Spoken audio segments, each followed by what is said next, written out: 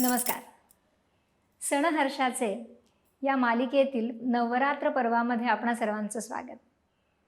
आज नवरात्रीतल्या सप्तमीबद्दल आपण जाणून घेणार आहोत आणि काल रात्री या देवीच्या रूपाबद्दल माहिती घेणार आहोत. पण तत्पूर्वी सप्तमातृका याची माहिती आपण घेणार आहोत.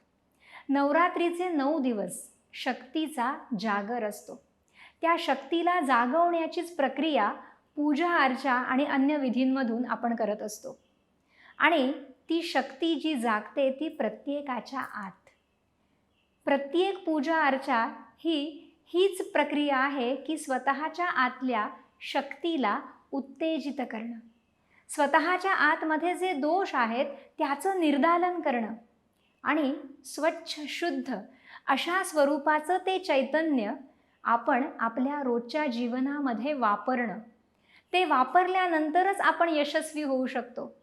त्यानंतरच आपल्याला धनधान्य मिळू शकतं, पुत्र संपदा ही मिळू शकते आणि त्या संपूर्ण धनाचा, त्या यशाचा यथायोग्य वापर आपण समाजासाठी करू शकतो.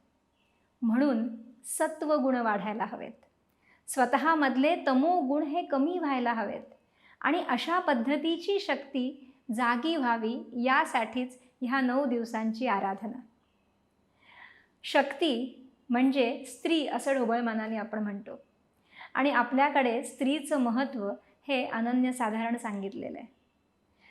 स्त्रीचं महत्त्व हे ज्या वेळेला स्त्रीला कळेल त्याच वेळेला खऱ्या अर्थाने ही पूजा संपन्न होणार आहे. स्त्रीची अनेक रूपं देवी म्हणून आपल्याला दाखवली जातात.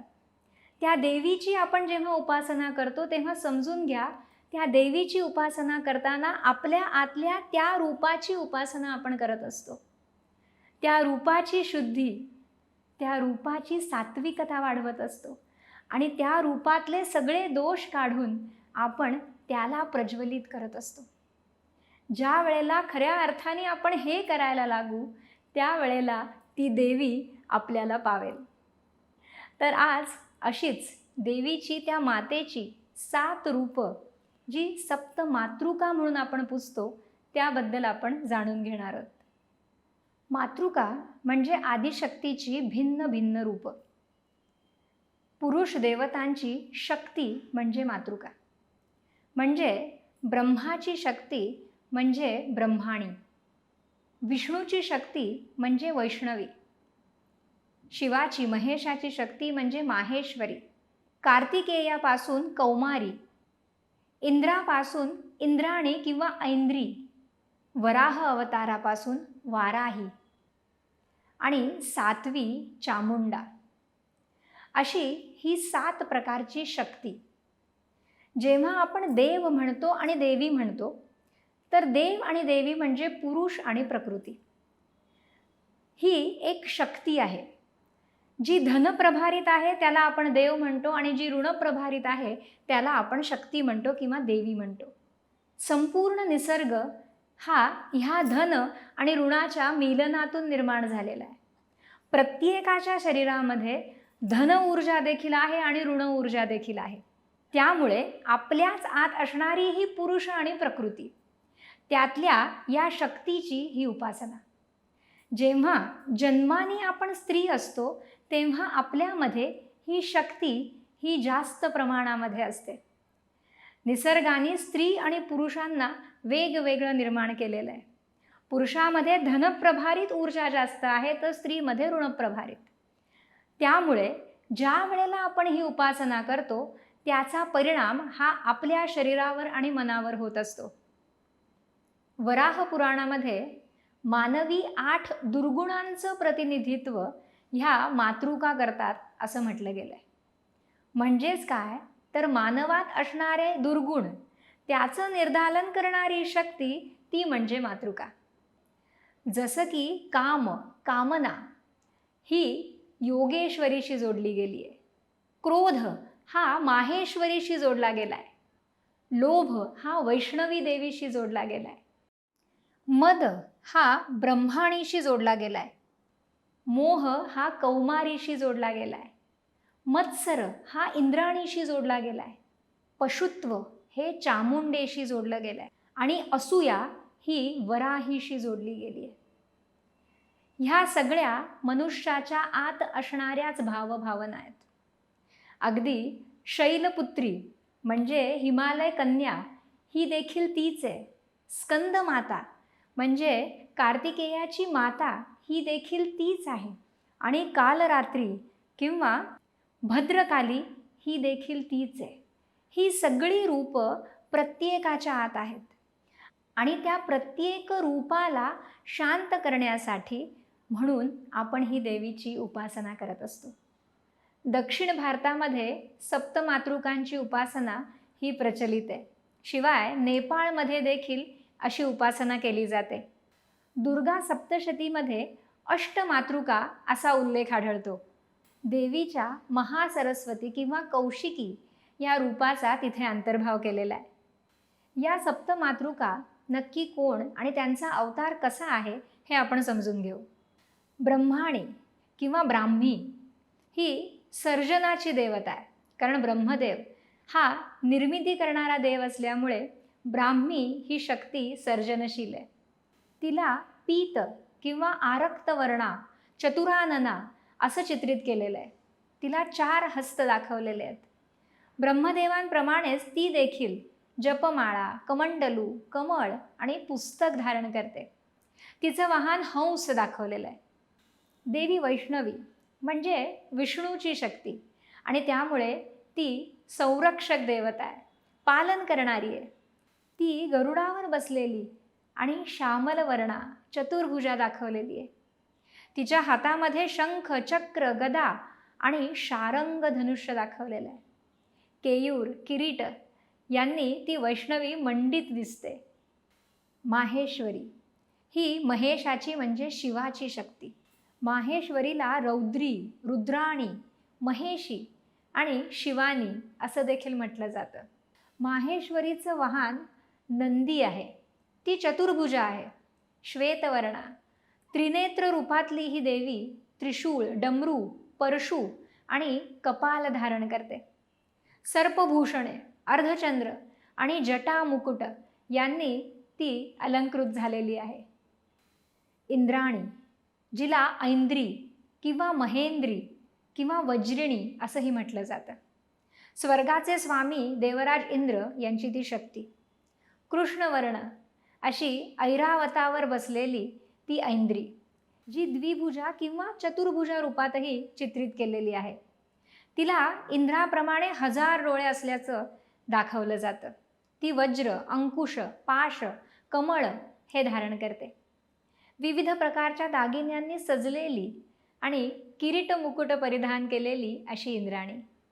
कौमारी जिला कुमारी, कार्तिकी, कार्तिकेयी असंही म्हटलं जातं. देव सेनापती शिवपुत्र कार्तिकेयाची ती शक्ती. कौमारी ही मोरावर स्वार असते आणि तिला 4 किंवा 12 हात असतात. तिच्याकडे भाला, कोंबडा, धनुष्य आणि बाण ही आयुधं असतात. तिला कधीकधी कार्तिकेयासारखं षडानन रूपातही दाखवलं जातं. दंड गोलाकार मुकुट तिने धारण केलेला आहे. वराही किंवा वाराही ही समस्त पृथ्वीला आपल्या सुळ्यांवर धारण करणाऱ्या वराहाची शक्ती. तिच्या हाती मुसळ, नांगर, तलवार आणि पानपात्र ही आयुधं दाखवली जातात. कधीकधी ती घंटा, चक्र, चामर आणि धनुष्य धारण केलेली दाखवली जाते. तिच्या मस्तकी करंड मुकुट दाखवला जातो. चामुंडा किंवा चर्चिका ही बऱ्याचदा चंडी म्हणून ओळखली जाते. कृष्णवर्णाची ही देवी हाती कवटी, मुंडमाला, डमरू, त्रिशूल आणि तलवार धारण करते. ती वाघावर किंवा माणसाच्या मृतदेहावर उभी असलेली दाखवली जाते. तिला 3 डोळे, भयानक चेहरा आणि अगदी खपाटीला गेलेलं पोट अशा भयावह रूपात ती चित्रित केली जाते. नारसिंही ही भगवान नरसिंहाची शक्ती. तिला प्रत्यांगिरा म्हणूनही ओळखलं जातं. ती द्विभुजा किंवा चतुर्भुजा दाखवली जाते. अंगकांती तप्त सुवर्णाप्रमाणे असते आणि नरसिंहाप्रमाणेच ती अक्राळ विक्राळ अशी असते. तर अशा या मातृका या मातृका म्हणजेच आपल्यात असणारे हे सप्त किंवा अष्टगुण किंवा दुर्गुण म्हणू आपण. आणि ह्या दुर्गुणांवर मात करण्यासाठी करायची आहे ती आराधना. ज्या वेळेला आपण मंत्रोच्चार करतो, ज्या वेळेला आपण त्या पूजनामध्ये लीन होतो, तेव्हा खरं तर आपण अंतर्मुख होतो. जे काही ध्वनी कंपनं आपण निर्माण करतो, ती ध्वनी कंपनं आपल्या सप्तचक्रांना स्वच्छ आणि शुद्ध करतात. प्रत्येक दिवशी आपण जी आराधना करतो त्यातून आपलं एक एक चक्र हे शुद्ध होत जातं, एक एक भाव हा शुद्ध होत जातो आणि मग आपण येतो ते सात्विकतेकडे. त्यातून आपली झालेली शुद्धी हीच आपल्याला इच्छापूर्तीपर्यंत घेऊन जाते. आपलं शास्त्र हेच सांगतं की कुठलाही देव तुम्हाला खाटल्यावर आणून काहीही देत नाही. असेल माझा हरी तर देईल खाटल्यावरी, असं कधीच घडत नाही. तुम्ही जेव्हा परमेश्वराची आराधना करता, भक्ती करता, तेव्हा तुमच्यामधले गुण हे संवर्धित होतात. त्यातून तुम्हाला जी संधी मिळते त्या संधीला तुम्ही यथायोग्य न्याय देऊ शकता आणि त्यातूनच तुम्हाला यश मिळू शकतं, त्यातूनच तुम्हाला सुबत्ता मिळू शकते. त्यामुळे कुठलीही पूजा, अर्चा, आराधना ही आपल्यामधल्याच त्या शक्तीला जागा करण्यासाठी आहे, हे प्रत्येकाने समजून घ्यावं. 7व्या दिवशी ज्या देवीची पूजा केली जाते ती म्हणजे कालरात्री. आता आपण या देवीबद्दल जाणून घेणार आहोत. कालरात्री ही नवदुर्गांमधलं दुर्गेचं 7वं रूप. तिलाच काली, महाकाली, भद्रकाली, भैरवी, रुद्राणी, चामुंडा, चंडी, रुद्रा, धूम्रवर्णा असंही म्हटलं जातं. काळा रंग, विस्कटलेले केस, गळ्यात विजेप्रमाणे लखलखणारी माळा, 3 डोळे आणि हे डोळे ब्रह्मांडाप्रमाणे गोल आणि चमकदार असतात. कालरात्रीच्या प्रत्येक श्वासातून अग्नीच्या भयंकर ज्वाळा उसळत असतात. गळ्यामध्ये नरमुंडमाळा असते. शरीरामधून विद्युल्लतेप्रमाणे किरणं बाहेर पडत असतात. अशी ही तामसी शक्ती असणारी कालरात्री. रूप भयंकर असलं तरीही तिची उपासना कायम शुभ फळ देते. म्हणूनच तिला शुभंकरी असंही म्हटलं जातं. 4 हात असणाऱ्या कालरात्रीच्या उजवा हात हा वरमुद्रेमध्ये असतो. सर्वांना वर प्रदान करत असतो. तर उजवीकडचा खालचा हात हा अभयधारक असतो. डावीकडच्या वरच्या हातामध्ये लोखंडी काटा असून खालच्या हातात खड्ग असतं. तिचं वाहन गाढव आहे. साहस आणि वीरता याचा संगम असं हे दुर्गेचं रूप. या कालरात्रीच्या उत्पत्तीची एक कथा आहे. शुंभ, निशुंभ आणि रक्तबीजासूर याने पृथ्वीवरती हाहाकार माजवला होता. सगळेजण भयभीत होऊन भगवान शंकरांच्या आश्रयाला गेले आणि त्यांना प्रार्थना करू लागले की आम्हाला या असुरांपासनं वाचवा. शंकर भगवानांनी पार्वती देवीला यांचा नाश करण्यासाठी सांगितलं. पार्वतीने दुर्गा रूप धारण करून शुंभ निशुंभाचा वध केला. मात्र रक्तबीजासुराशी युद्ध करताना रक्तबीजासुराच्या रक्ताचा थेंब जेव्हा जेव्हा धरणीवर पडत असे त्यातून नवीन असुर जन्माला येत असे. कारण ते रक्ताचं बीज तिथे पडल्यानंतर त्यातून असुराची उत्पत्ती होत होती. त्यामुळे दुर्गेनी आपल्याच तेजातून कालरात्री हे रूप धारण केलं आणि मग रक्तबीजासुराच्या रक्ताचा प्रत्येक थेंब धरणीवर पडण्याआधी आपल्या मुखामध्ये झेलला. त्यामुळे रक्तबीजासुराची शक्ती ही क्षीण होत गेली आणि मग तिने त्या रक्तबीजासुराला देखील संपवलं. अशी ही कालरात्री. तंत्रविद्येमध्ये प्रवीण होण्यासाठी तांत्रिक लोक हे मध्यरात्री तिची पूजा करतात. मात्र संसारी लोक हे ब्राह्ममुहूर्तावरती तिला पूजतात. या देवीला रातराणी ही विशेष प्रिय आहे. देवीला कृष्ण तुळस, काळी मिरी, काळ्या चण्याचा नैवेद्य दाखवला जातो. देवीला गुळाचा नैवेद्य दाखवून मग तो सगळ्यांना प्रसाद म्हणून दिला जातो. देवीची आराधना करताना जो मंत्र म्हणतात तो असा: एकवेणी जपाकर्ण पुरानग्नाखरस्थिता लंबोष्ठिकर्णिका कर्णी तैलाभ्यंग शरीरिणी वामपादोल्लसल्लोह लताकण्टकभूषणा वर्धन्मूर्धध्वजा कृष्णा कालरात्रीर्भयंकरी. या देवीच्या उपासनेने दुष्टांचा नाश होतो, अरिष्ट टळतं. त्याचबरोबर ग्रहाची जी संकटं आहेत त्यातून देखील मुक्त होता येतं. राक्षस, भूत, प्रेत हे तिचं नाव ऐकून घाबरतात. त्याचबरोबर नकारात्मक ऊर्जा ही देखील नाश पावते. अज्ञात शत्रुभय, मानसिक तणाव या गोष्टी देखील या देवीच्या आराधनेने संपुष्टात येतात. काल रात्री देवीच्या आराधनेने साधकाचं मन हे सहस्रार चक्रामध्ये स्थित होतं. साधक हा पूर्णपणे कालरात्रीच्या रूपाकडे आकर्षित होतो. म्हणूनच तिला मोहरात्री असंही म्हटलं जातं. साधकाच्या संपूर्ण पापांचा नाश करून त्याला पुण्यलोक प्राप्त करून देणारी अशी ही देवी.